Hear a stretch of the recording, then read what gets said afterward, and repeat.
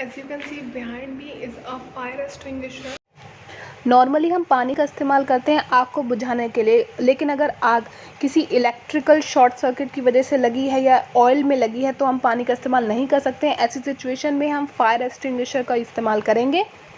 इस डिवाइस का use fire brigade में किया जाता है फायर को कंट्रोल करने के लिए। इसका काम होता है कि एयर की सप्लाई को कट कर देना, यानी कि जो ऑक्सीजन है उसकी सप्लाई को कट कर देना, और जो भी फ्यूल जल रहा है, जिस भी चीज़ में आग लगी है उसका टेम्परेचर लो कर देना, यानी कि कम कर देना।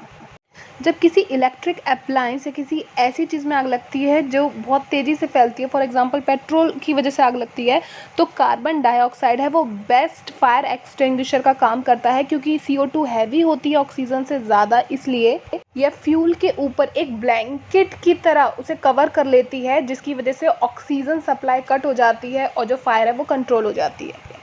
CO2 को यूज़ करना फायर को कंट्रोल करने में एक बेटर ऑप्शन है वाटर की जगह, क्योंकि अगर किसी इलेक्ट्रिकल इक्विपमेंट में भी फायर लगी है तो वहाँ पे CO2 को यूज़ करना एक बेटर ऑप्शन होता है।